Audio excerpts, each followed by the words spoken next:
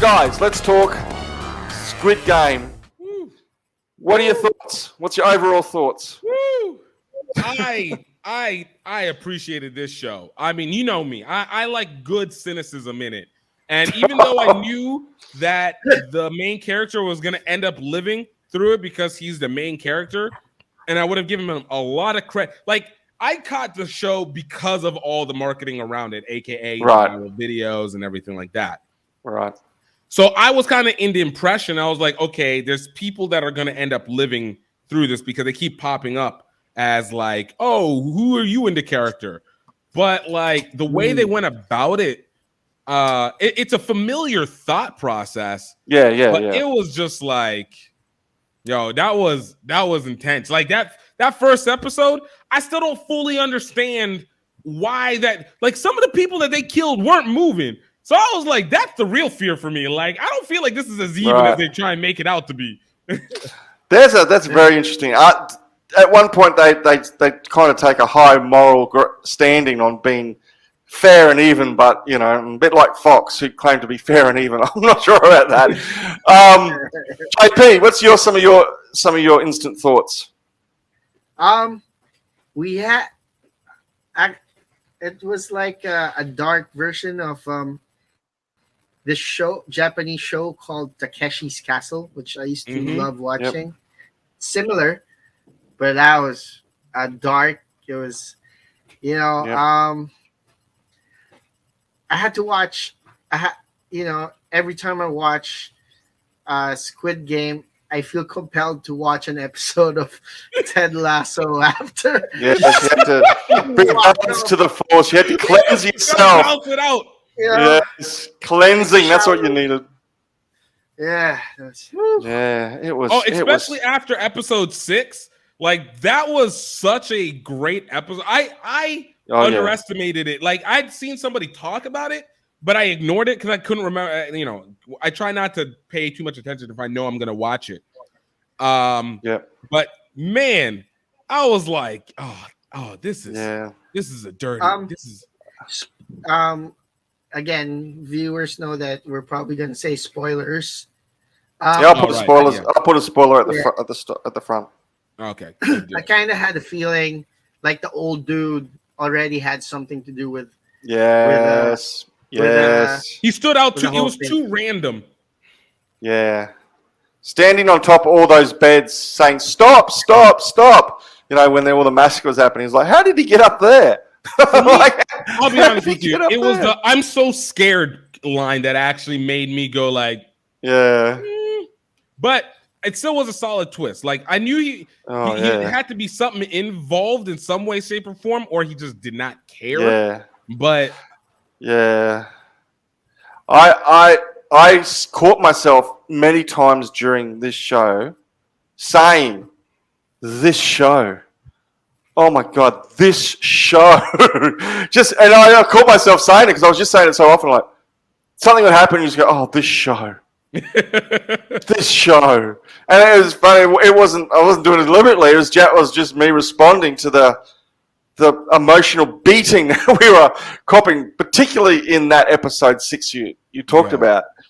And as you said, there's nothing, as JP said, there's nothing particularly new about this whole concept. Like the whole create a contrived situation. I would even say to some extent, like within the American ideal, it has so many similarities to Saw. Yes. Yeah, absolutely. So it was just like, I get this, but for some reason, it was either the mass of it, the intent, or the fact that it was the perfect Sophie's Choice kind of show. Yeah. Especially when people return back. It reminded me of when people go to jail. Yeah. Yes. I have some theories. Would you like me to hear my theories on this and my breakdown, boys? And I put it forth for your consideration and your examination. Sure. I sat down and because I was trying to figure out again, we've seen this 100 times. We've seen Hunger Games and we've seen, going all the way back to Running Man, even Greek mythology with the maze and right? The Minotaur and all that stuff. So this is a road that's been well trod. So I thought, what is it about these games that really get us into? And I looked at each game and thought about each one and what it was actually doing to the characters and what it was doing to us as an audience, right? Mm-hmm. So the first one is red light, green light, and it's a massacre, right? It's just bodies piling up. People were stupid. Yeah, because to actually finish that game, if they'd kept their Spartan reserve, as they would say in the movie 300, if they kept their heads on, they all could have finished that game. Right. Most of them. Again, the thing was definitely knocking out people who barely were moving. I don't remember seeing that. I'm a little bit less skeptical than you. You probably saw things that I didn't, but I just saw that if anyone was truly clever enough, they could have done that. And everyone was all in it together, and there was no limitations except for there was the limitations of the time, but everyone could have got across there and it wouldn't have mattered. No one was going to get kicked off. But it's the really bloody start, right? Right. And then they all have a chance to leave, and they do. And that really shocked me. I thought they were trapped, right? Right. Yeah. I thought, they're gone. Right, they're back on the street. And that's giving them a chance. And that was a chance. That was a really interesting episode because I did not expect that. And what that means is the people who come in there are coming in there thinking they know what they're going to get, thinking they know what it's all about, and very, very motivated, right? Right. Game 2, I'm looking down at my notes here. Game 2, which was the little honeycomb thing, right? And in that one, they actually got people into groups, right? And it got them into this idea. And even though they didn't compete as a group, they all did the circles and one did all the stars. What actually happened, if you watch the episode, is those with the umbrellas begin to bond a little bit, right? They begin to work together and they all lick the honeycomb and whenever bonding. He started licking and realized it, and then everybody followed suit, right? And then that girl, the crazy girl, passes the cigarette lighter to the gangster.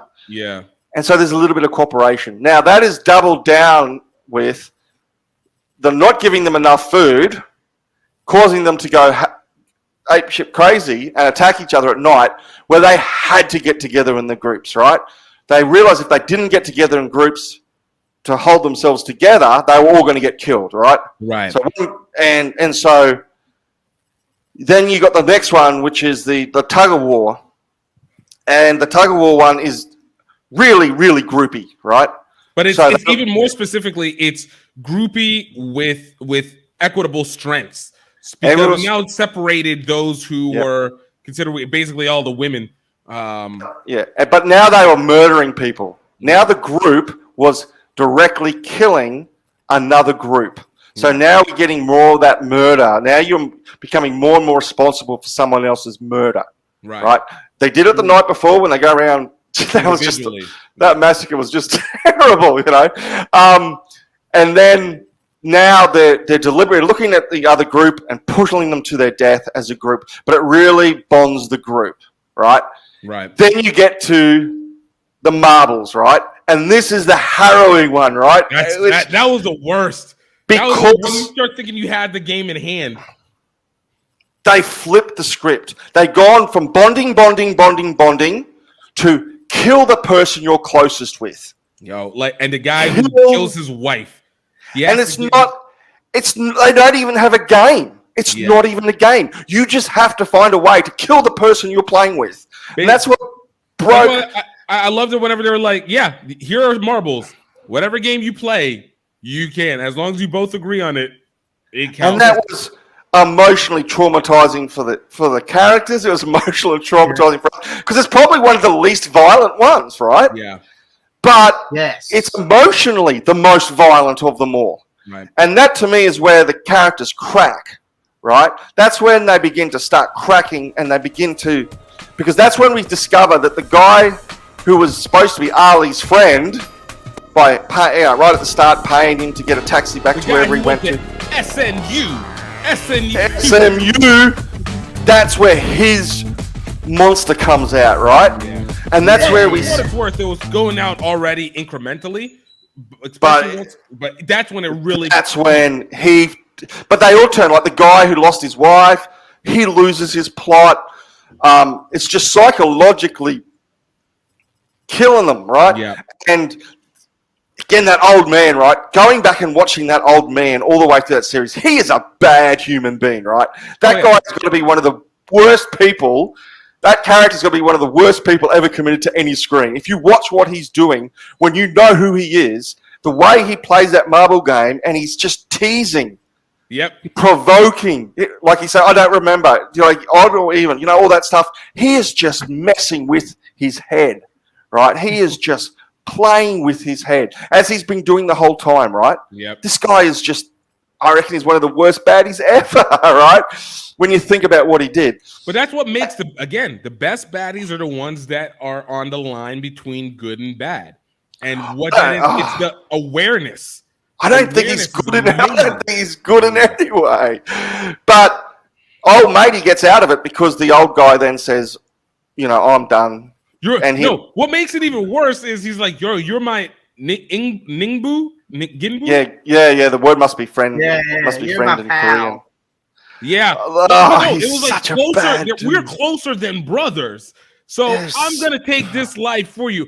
And what I feel is the far more crushing, which is actually makes him even more evil, especially at the end with that revelation.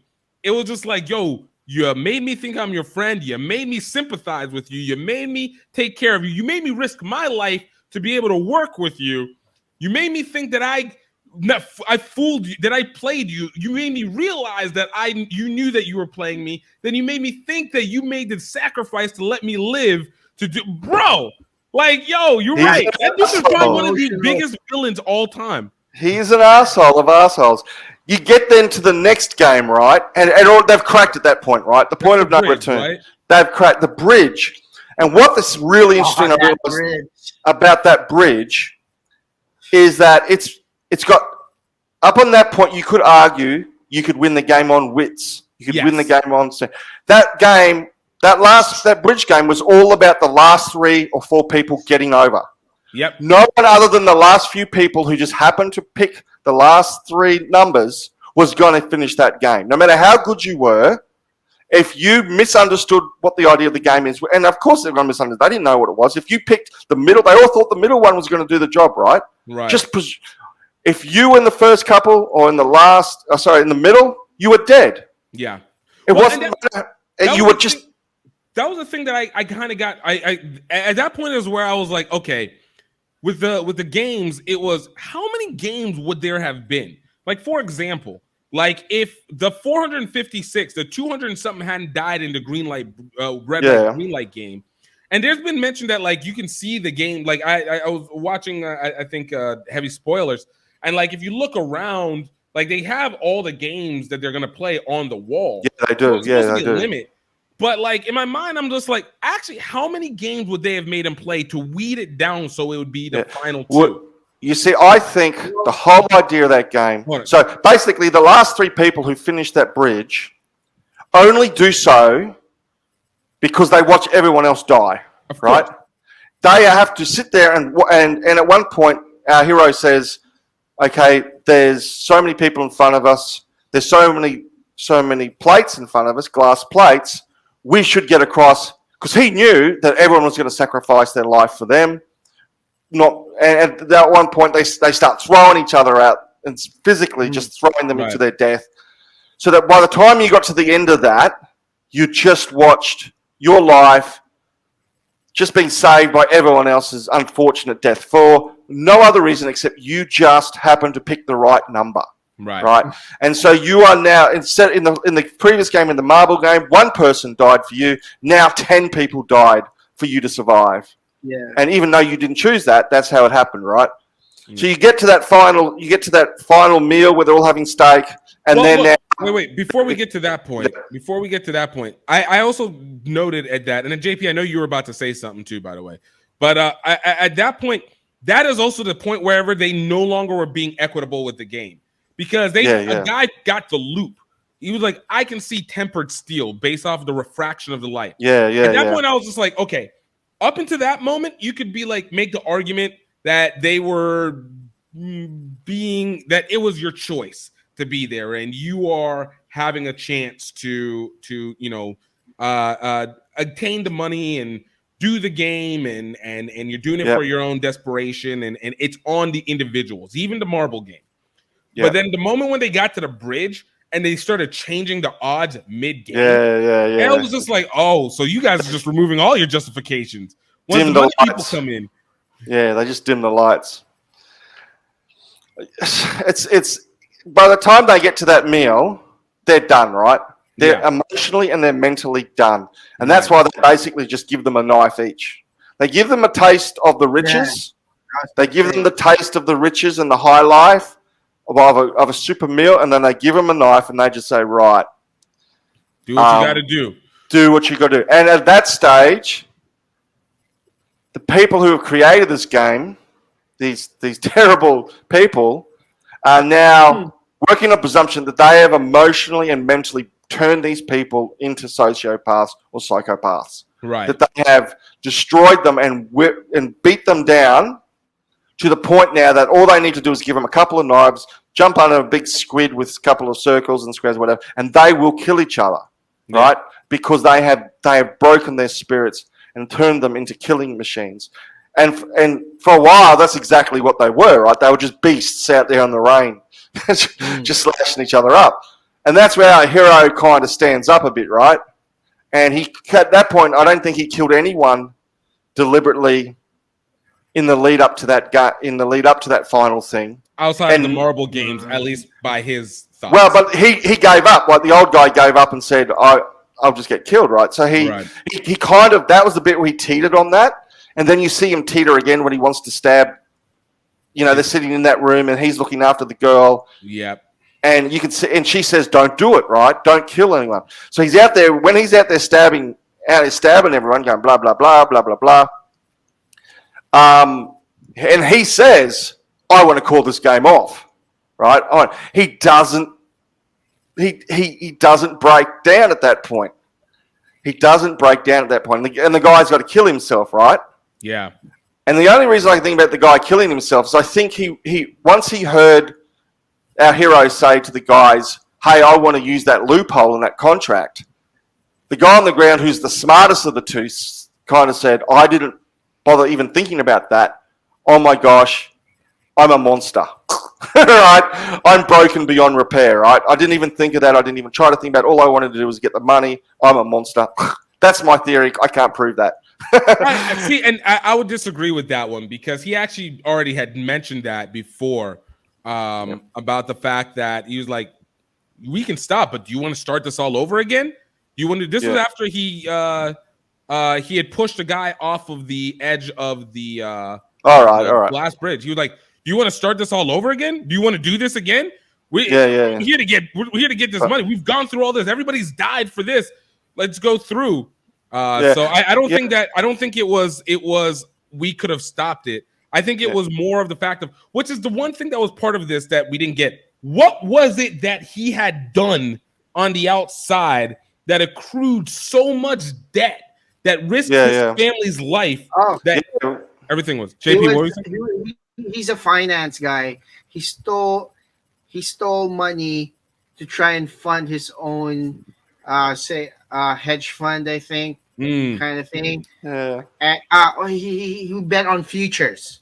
Yeah. Which didn't turn out great. That's why he's heavily in debt. And in Korea, like, these things really, really matter. Unlike, in the US where no, it's true. To an extent. We did have a whole bunch of people jump out of buildings after the crash in 2009. But the point is, I see what you're saying. And so that was the thing. Like, it was whatever was motivating that. But I think what actually probably prompted him killing himself was, one, the realization that he is a monster. But I think it's also the disappointment to his mother. The guy that had all the, and it was something that that our hero, and I hate that I don't remember their names, but that their main character had alluded to earlier, which was, we're both here. You talk so much about me, but we're both here at the same time. So, and the difference would be like, what was the expectation that he had versus where he got to, and then especially when it came to the mother and everything like that. And I think he realized that whenever the main character had not decided to kill him, that's when it was just like, it's just make sure you take care of who we need to, because I'm not going to be capable of doing it. It's Seong Ji-hoon. Seong Ji-hoon is the character's name. Seong, yeah. Seong. But the funny thing is, I don't think the game, at least for the people who organise, the game doesn't really. The whole idea of the games is to turn people into psychopaths, right? And not only into rich Lord of the Flies, but to become psychopaths like they are psychopaths. Right. And so the final step of the game is not actually to win that last one. It's to take the money. Yeah. To take the money is the final thing to do to become like the people who run the game. Psychopaths who are now rich and did it on the back of killing other people. It kind of, once they take that money, they say, well, I killed, but I've got money, so I might as well just make the most of it, right? I might as well just... Which is what we saw with what we saw with the front man, who was a former contestant turned, and it has to be assumed that same reverse aspect with Ilion, the same thing. Like, even though his is the other way around, he was a rich guy that decided to be the contestant, but remember when Seong meets the old man, one of the first things the old man says is, "Why didn't you take the money?" Yeah. Right. Why didn't you take the money? I think, this is my theory, I think these old people who are living large at the expense of so many other people, beating down others in life, not just in the game, but in life, need to justify why they're so rich and why they can beat down other people as they do. Right. And I think they come to this understanding, and this could come out in seasons ahead. I think they come to this understanding that if you're in anyone in our situation would be the same. So let's prove it. Right. Let's take people, let's take every normal day people, and let's prove that if in the same circumstances, they are like us. Yeah. And so they're kind of bringing people onto their team, right? They're trying to bring people on team. Yeah. And that's why our hero, Seong, pisses him off at the end, because he doesn't join the team. He doesn't spend the money. I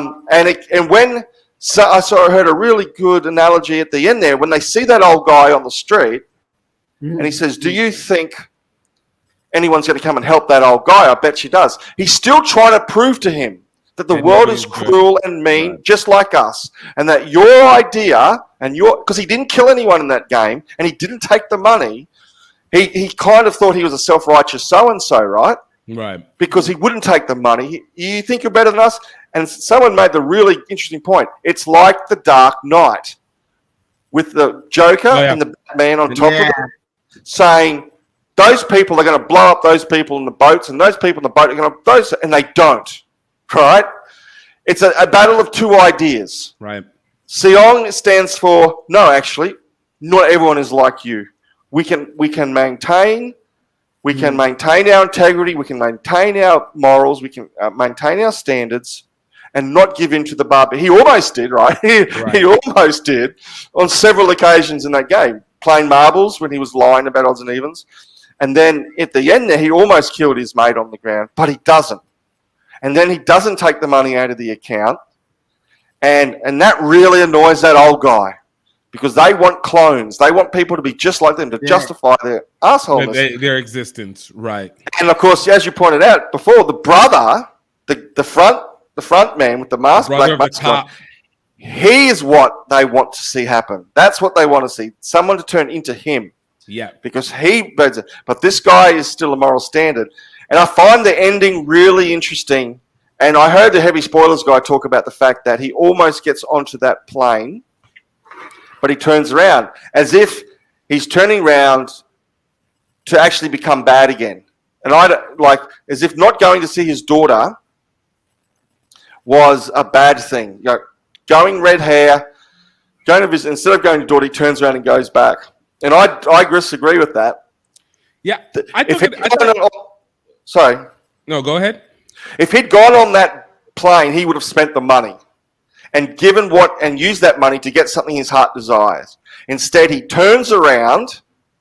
And he gets the phone call, and he says, "No, I'm not going to use the money to get on this airplane and go feel my heart desire. I'm going to go and take you sons of bitches on." Yeah. That's what the guy on the phone says. Get on the plane. Yeah. He says, "Get on the plane," and he doesn't want to get on the plane because he knows if he does that, he's giving in. Right? He's giving in. He's going to get his heart's desire, and he's going to turn around and he's going to take these guys on. They don't want him. They want him to go and spend the money and essentially spend all that money just justified. As they do. That makes sense. Let's remind our friends to please click on the subscribe button and hit that notification bell so you know when we have new videos out. Subscribe! Subscribe! Oh, God.